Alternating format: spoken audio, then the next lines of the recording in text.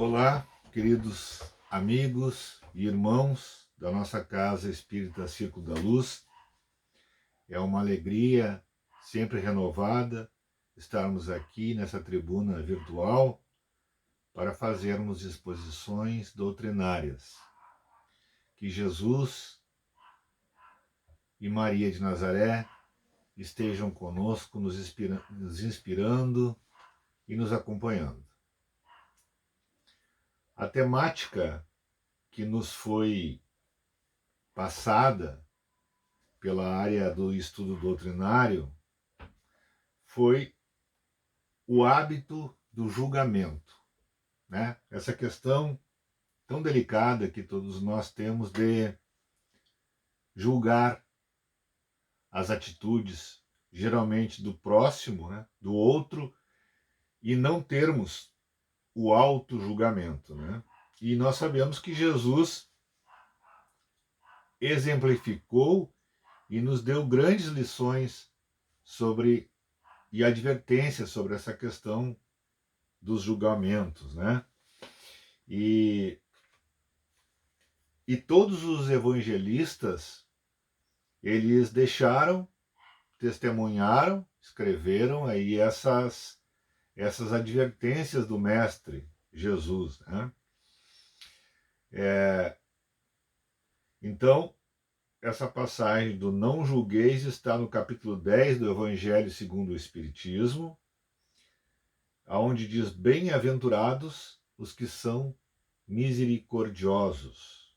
Né? Então, o não julgamento dos atos alheios é uma questão de misericórdia, a primeira observação que a gente pode fazer, né? Então, o primeiro evangelista a grafar aí essa lição do Mestre Jesus é Mateus, no capítulo 7, versículo 1 a 2. E ele diz assim: não julgueis a fim de não serdes julgados, porquanto sereis julgados conforme houverdes julgado os outros. Empregar-se-á convosco a mesma medida de que vos tenha servido para com os outros. Quer dizer, é uma grande advertência, assim. Não julgueis para que vós não sejais julgados. E aí outra advertência: se você julgar os outros com a mesma medida e a mesma dureza que tu julgar os atos dos outros, tu serás julgado, né, pela própria lei do universo. Né? Então essa é a advertência de Mateus, né? Levi. Marcos também no capítulo 4, versículo 24, nos adverte sobre essa lição do mestre. Ele escreve: atendei ao que ouvis, com a medida com que medis, vos medirão a vós, e ainda se vos acrescentará. Então Marcos ainda diz isso, ó, né? Lucas, igualmente, no capítulo 6, versículo 37, também se refere a essa passagem, dizendo: não julgueis e não sereis julgados, não condeneis e não sereis condenados, perdoai e sereis perdoados. Então Lucas já nos dá uma visão assim de perdão. Por isso mesmo Kardec coloca ali na bem-aventurados os que são misericordiosos, né? Então, o não julgamento tem a ver com misericórdia, porque nós que somos imperfeitos e erramos muitas das vezes, precisamos desta mesma misericórdia e não de um julgamento implacável e cruel.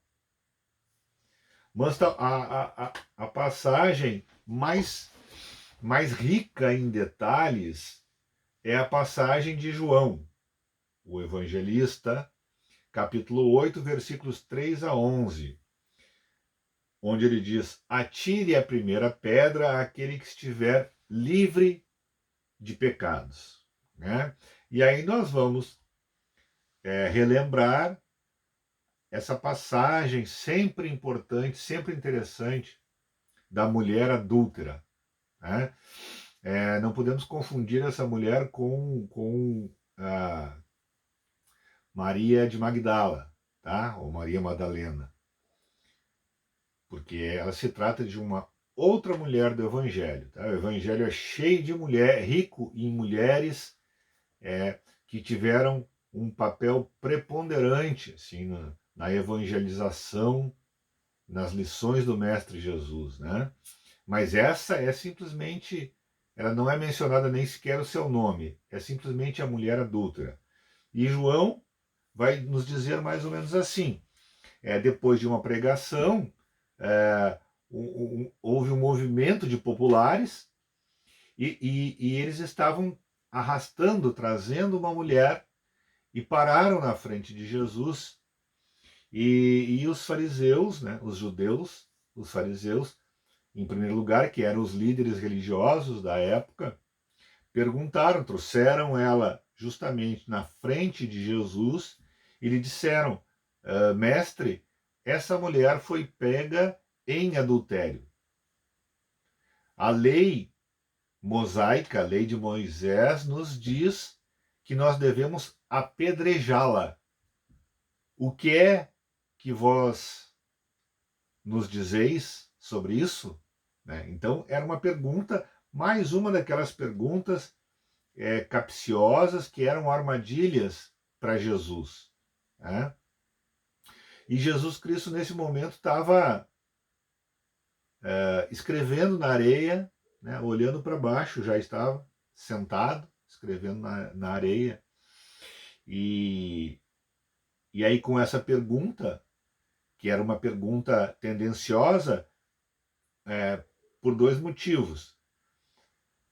Se Jesus dissesse para não apedrejar, né, eles iriam acusar que Jesus Cristo estava descumprindo a lei daquela época, a lei religiosa, que dizia que toda mulher adúltera poderia ser apedrejada, deveria ser apedrejada, né, lapidada. E por outro lado, se ele dissesse que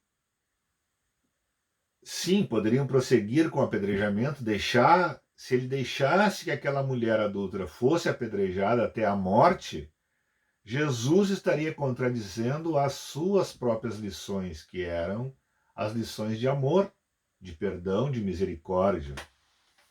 Então era nesse sentido a armadilha que foi engendrada ali na hora, né? E certamente qualquer um de nós, pobres mortais, não teríamos uma reação para sair dessa armadilha. E o Mestre Jesus, com toda a sua calma, com toda a sua inteligência, com toda a sua envergadura espiritual e moral, respondeu a pergunta da seguinte maneira: aquele que estiver sem pecado, que atire a primeira pedra. Né? Então, o que ele quer dizer? Que nós só podemos julgar, acusar e condenar outras pessoas se nós estivermos realmente livres e formos puros internamente, né? Mentalmente, moralmente, consciencialmente. Senão, não. Então, ele calou no fundo, né, daquela turba ali que estava louca para apedrejar, todos já com pedras nas mãos, né? E ele, naquele momento, em protegendo a mulher, ele fez calar fundo na consciência de cada um, né? Segundo Emmanuel, ali ele fez desaparecer aquela consciência coletiva de vingança e fez cada um individualmente entrar para dentro de si próprio e fazer uma leitura da sua vivência, da sua vida. Se estivesse realmente livre de pecado, que atirasse a primeira pedra. Né? E todos silenciaram e foram largando suas pedras e saíram todos um a um. E ainda diz o Evangelho, do mais velho para o mais novo, ou seja, daquele que tinha mais pecados até aquele que tinha menos pecado. Né? E por fim ficou só a mulher adúltera, né, que levantou a cabeça e deu graças a Deus de não ter sido apedrejada e se colocou assim à disposição de Jesus, né? E aí Jesus perguntou a ela: aonde estão os teus acusadores? E ela respondeu: não, todos foram embora. E Jesus disse para ela: então eu, por minha vez, também não te condeno, não te julgo e não te condeno. Né? Respeitando o livre-arbítrio dela e de todos nós. Né? Mas ele só advertiu: vá e não peques mais. Que era uma advertência que ele sempre fazia para todos. Né? Ou seja, mesmo liberando as pessoas dos defeitos morais ou dos defeitos corporais que elas tinham, das doenças, ele dizia: vai e não peques mais. Ou seja, não volte a contrair essas mesmas doenças que são doenças morais ou chagas da alma. Né? Então, a reflexão, podemos fazer muitas reflexões sobre essa passagem, né? E uma delas, pensando com Emmanuel, né, na coleção O Evangelho por Emmanuel, ele pergunta assim: onde estavam os adúlteros, né? Ou seja, a primeira pergunta é: aquela turba, né, de fariseus, de judeus, de líderes religiosos que levaram aquela adúltera até o Mestre Jesus para tentá-lo, para colocá-lo em contradição, levaram só a mulher. E a gente sabe que para haver o adultério é preciso haver pelo menos duas pessoas. Onde é que estava o homem? Quer dizer que o homem não cometeu o adultério? Né?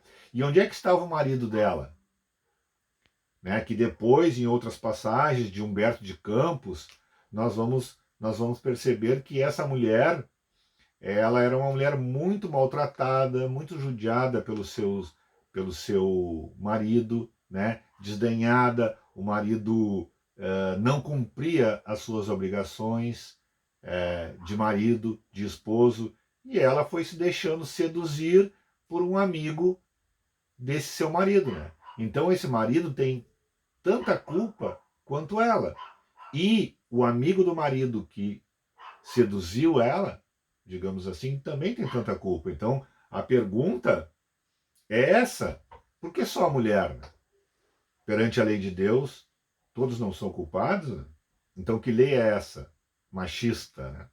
Então, mais do que nunca, essa passagem, essa lição continua atual.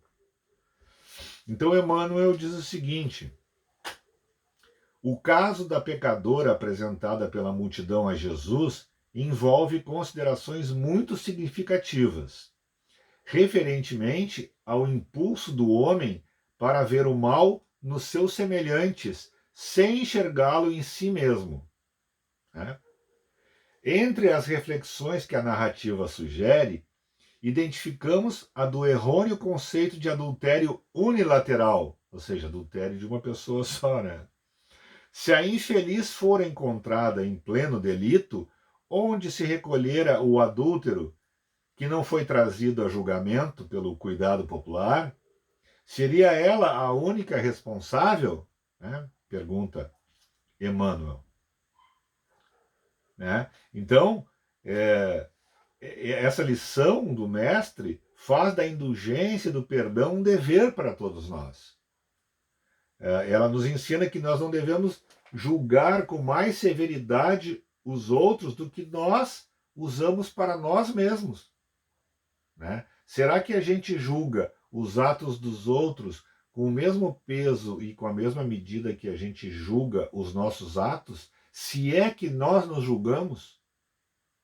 Né? Então, sobre o julgamento de nós mesmos, também fala Emmanuel nessa coleção, o Evangelho por Emmanuel. Ele diz assim: realmente advertiu-nos Jesus: não julgueis para não seres julgados.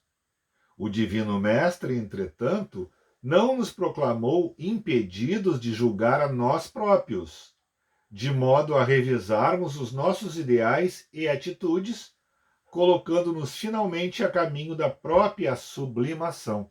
Então, assim, ó, essa passagem vai nos dizer que antes de nós julgarmos as atitudes dos outros, que nós somos hábeis sempre em enxergar os defeitos dos outros, né? Nós devemos antes, e é para isso que nós estamos encarnados, para progredir, julgar a nós mesmos, julgar os nossos atos, as nossas falas, os nossos pensamentos, as nossas atitudes, porque ao fim e ao cabo nós prestaremos conta não é dos atos dos outros. Cada um vai prestar contas a Deus e à sua própria consciência dos seus atos, né? Nós não estamos encarnados nessa oportunidade bendita e misericordiosa de Deus, que concede sempre uma nova oportunidade de nós nos repararmos os erros, de nós nos aprimorarmos e crescermos, como diz Emmanuel, no caminho da própria sublimação em direção aos céus, né? Mas nós vamos prestar contas dos nossos atos e não dos atos dos outros. Então, antes de nós perdermos tempo prestando atenção nos outros, nós temos que prestar atenção em nós. A lição é muito clara, né? E sobre esse julgamento e condenação dos outros, que nós somos muito hábeis, né? Muito hábeis, diz Emmanuel o seguinte: isso de certo não equivale a dizer que é preciso abolir a análise do nosso campo de inteligência, mas sim que toda condenação é vinagre no pão da fraternidade, com que pretendemos nutrir a concórdia entre os outros. Então, assim, se nós somos cristãos e queremos propagar a mensagem do Mestre, né, refletindo em nós mesmos e propagando a mensagem de amor ao próximo, de amor ao inimigo, de fraternidade, de caridade, de humildade, de perdão e tudo mais que nos eleva e que nos faz irmãos, nós temos que abolir esse mau hábito do julgamento, esse hábito, esse vício infeliz do julgamento alheio, né? Porque, segundo Emmanuel, é um vinagre que azeda o pão da fraternidade, com que pretendemos nutrir a concórdia entre os homens. Mas lá no início ele diz o seguinte: essa passagem de Jesus, não julgueis para não ser julgados, não nos tolhe a capacidade de fazermos a análise, né? Porque dá para fazer essa separação. Você não precisa julgar e condenar os outros, mas analisando a atitude dos outros, dá para a gente fazer uma análise, isso sim. Será que a atitude dessa pessoa foi correta? Eu não preciso, para não julgar, eu também não preciso passar a mão por cima e dizer que aquilo está correto. Simplesmente não me cabe condenar. Se o irmão cometeu a infelicidade de errar, o que eu tenho que fazer é me espelhar nesse erro para não incidir no erro. Porque se nós estamos aqui para aprender com os erros, nós temos a capacidade de aprender com os nossos próprios erros, mas também com os erros dos outros.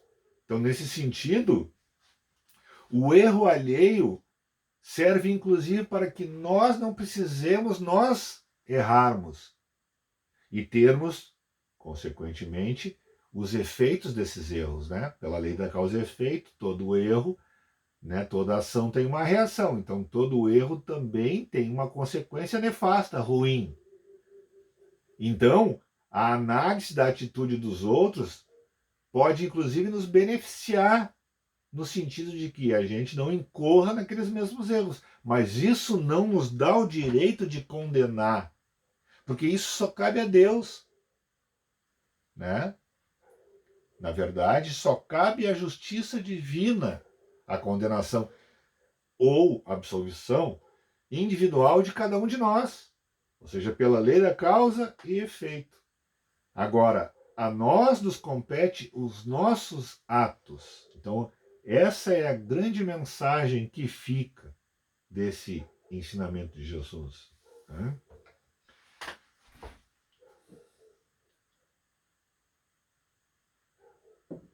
No livro O Consolador, que também é ditado por Emmanuel e a psicografia de Chico Xavier,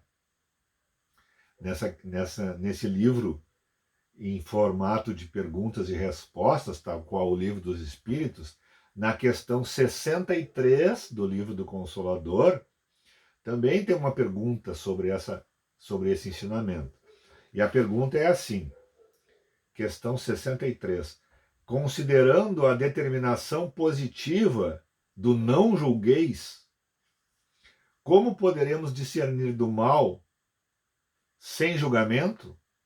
Né? Ou seja, a pergunta é assim, como é que a gente pode discernir, analisar o certo do errado sem incorrer no erro do julgamento? Né? Daí a resposta de Emmanuel é o seguinte: entre julgar e discernir há sempre uma grande distância. O ato de julgar, para a especificação de consequência definida, pertence à autoridade divina. Né? Ou seja, Deus que pode nos julgar só. Porém, o direito da análise está instituído para todos os espíritos, de modo que, discernindo o bem e o mal, o erro e a verdade, possam as criaturas traçar as diretrizes do seu melhor caminho rumo a Deus. Então, era isso que nós já havíamos comentado anteriormente, né? Analisar a gente pode. A questão é que, irmãos, e aí eu confesso, na verdade nós estamos sempre julgando. Tudo o que nós fazemos o tempo inteiro com relação aos outros é julgar. Né? Então a pessoa, principalmente a pessoa que nós não conhecemos, que se apresenta à nossa frente num evento social, ou no trabalho, ou na escola, em qualquer atividade do dia a dia, tudo que nós aprendemos por uma noção atávica, ancestral, que nós trazemos, é analisar quem é essa pessoa, como é que ela é, se é bonita, se ela é feia, se ela é gorda, se ela é magra, se ela é branca, se ela é negra, se ela é honesta, se ela é desonesta. Né? Isso tem muito a ver com o nosso preconceito que nós trazemos. Né? Essas questões que hoje estão muito atuais, né? Do politicamente correto ou do politicamente errado, que são as questões do machismo, as questões do racismo, as questões do preconceito de gênero, né? Do preconceito com estrangeiros, né? De pessoas que não são iguais a nós. Nós temos uma tendência a não aceitar aquele que não é igual a nós. Né? Então, o que nós fazemos o tempo inteiro é julgar. Então, é esse mau vício que nos acompanha há tantos séculos que Jesus põe o dedo na ferida e diz: não julgueis a fim de que não sejais julgados. Porque na mesma medida que vos servir para julgar os outros, com a mesma rigidez, com a mesma severidade que tu julgar os outros, tu vai ser julgado os teus atos. Ou será que a gente julga os nossos atos e os atos dos nossos amigos ou dos nossos familiares da mesma maneira que a gente julga o vizinho ou julga as pessoas mais distantes? Né? Então é uma questão muito profunda. Então, a pergunta que fica também é assim, ó, por que nos preocupamos mais com os defeitos e as imperfeições dos nossos semelhantes ao invés de nos valorizarmos as suas virtudes? Né? Então, por que nós enxergamos também sempre o mal, né? Uma tendência na imperfeição atual da humanidade de enxergar sempre o mal no outro, né? O defeito, a má qualidade, porque todos nós temos defeitos e temos virtudes. Ninguém é totalmente bom e ninguém é totalmente mal. Todos estamos mais ou menos no mesmo plano evolutivo e espiritualmente falando. Mas por que nós focamos? Imagina se Deus e se Jesus focasse em nós só os defeitos, nós estávamos acabados, né? Liquidados. Mas pelo contrário, Deus é tão justo, bondoso e misericordioso que ele enxerga em nós as virtudes ou o potencial, né? Porque essa é uma das leis divinas, né? A lei do progresso, no sentido de que todos nós chegaremos à perfeição. Então, se o Pai não nos condena, se Deus não quer a morte do pecador e sim a morte do pecado, ele quer eliminar o mal, o erro, a ignorância, mas não a pessoa em si. Então, quem somos nós para jogarmos fora o outro? Porque é isso que nós fizemos, né? Se o outro não pensar igual a nós, se o outro não for da nossa religião, se o outro não for do nosso partido, se o outro não for do nosso time, nós já não temos simpatia com essa pessoa, né?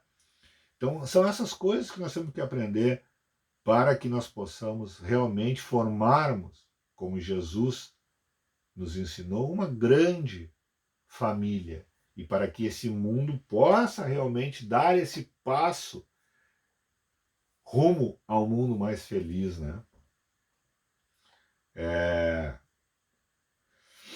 Então, nós temos nesse mesmo passagem do Evangelho segundo o Espiritismo a questão do argueiro na trave do olho, né? O argueiro, o que que é? Argueiro é uma palhinha, né? É um cisquinho, como aquele cisquinho que entra no nosso olho e começa a incomodar, né? E a trave é um grande pedaço de madeira, como se fosse uma trave de uma goleira, né? Um poste, um moirão. Então, assim, Jesus ainda disse assim, nos chamou de hipócritas. Hipócritas, aqueles que enxergam um cisco no olho do vosso irmão, mas não enxergam a trave que está no seu olho, né? Então, por que a gente tem só olhos para os defeitos dos outros e não se enxerga a si próprio? Era isso que Jesus falava.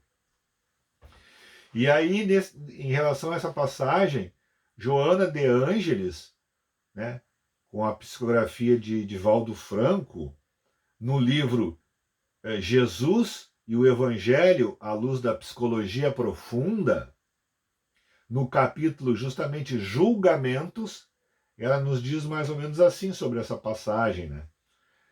Que Jesus falou, né? Hipócritas, tirai primeiro a trave do vosso olho e depois então vede como poderás tirar o argueiro do olho do vosso irmão, né? Então, quer dizer, a preocupação, né, a advertência de Jesus Cristo é: tire primeiro os teus defeitos. Quando tu estiver limpo, foi mais ou menos o que ele falou para quem queria apedrejar a mulher adúltera, né? Se tu fores livre de pecado, bom, então tu tem a autoridade moral de julgar os atos dos outros, né? A aconselhar os outros. Agora, se você também é sujo igual internamente, moralmente, e comete os mesmos defeitos ou até defeitos piores, com que autoridade a gente se julga no direito de ficar condenando os outros, né? Então, a Joana de Ângeles diz o seguinte: toda vez que o indivíduo descredenciado legalmente procede a um julgamento caracterizado pela impiedade e pela precipitação, realiza de forma inconsciente a projeção de sombra que nele traz. Então, olha o que ela está dizendo: psicologia profunda. Toda vez que a gente condena no outro de forma severa um defeito, é porque nós trazemos esse defeito dentro de nós mesmos. É um reflexo das nossas sombras. E aí ela continua: mediante mecanismo automático de liberação das cargas de culpa e de medo retidas no inconsciente, o julgador escusa-se de desvelar as imperfeições morais que possui, quer dizer, as dele o julgador e condenador não revela, né? Ele quer esconder, facilmente identificando o mínimo reprochável no outro, quer dizer, o menor defeito do outro ele enxerga, mas os seus graves defeitos internos ele quer esconder, por encontrar-se atribulado por gravames iguais, uns e outros muito mais perturbadores. Então ela se refere aos fariseus da época e aos homens da atualidade, são hábeis na arte de dissimular as desditas interiores. Especializavam-se em desvelar nos outros as torpezas morais que os infelicitavam e não tinham coragem de enfrentar. É sempre esse o mecanismo oculto que tipifica o acusador contumaz. Então, aquele que está sempre criticando e condenando o moralista, aquele, né? O que se diz cristão, né? Aquele que se diz acima da lei, desconfiem desses. Porque esses que estão toda hora acusando, lembrem-se que quando a gente aponta um dedo para uma pessoa, nós temos 3 dedos indicadores, 3 dedos outros voltados para nós mesmos, né? É sempre esse o mecanismo oculto que tipifica o acusador contumaz, o justiçador dos outros, o vigia dos deslizes das demais pessoas, né? Então, irmãos, já indo para o final,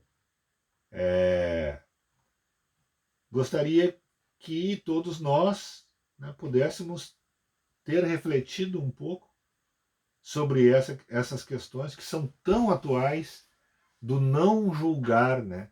Para que a gente tente, como cristãos que somos, como espíritas que somos, como aspirantes que somos a pessoas melhores, né? Que já temos esse cabedal, esse manancial de ensinamentos, que é a doutrina dos espíritos, a doutrina consoladora do Mestre Jesus, nos esclarece, né, tão bem essa passagem maravilhosa da mulher adúltera e do não julgueis para não ser julgados, e de não enxergar o cisco no olho do nosso irmão, enquanto nós temos o nosso olho cheio de palitos de fósforo, digamos assim, né?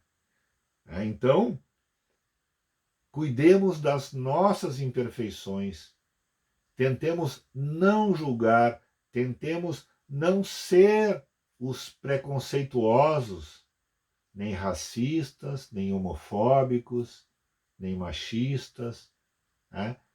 E toda sorte de preconceitos que campeiam por aí. Sejamos aqueles que realmente entendemos a lição do Mestre Jesus de não julgar. Ao contrário, sejamos indulgentes, misericordiosos com os erros alheios, né? Coloquemo-nos no lugar dos outros, tenhamos empatia e tolerância com os erros alheios, assim como nós temos a grande necessidade da misericórdia divina e dos bons conselhos e olhos dos nossos irmãos, que são nossos companheiros de jornada evolutiva. Muito obrigado pela oportunidade de trabalho. Que Jesus e Maria prossigam nos iluminando, hoje e sempre.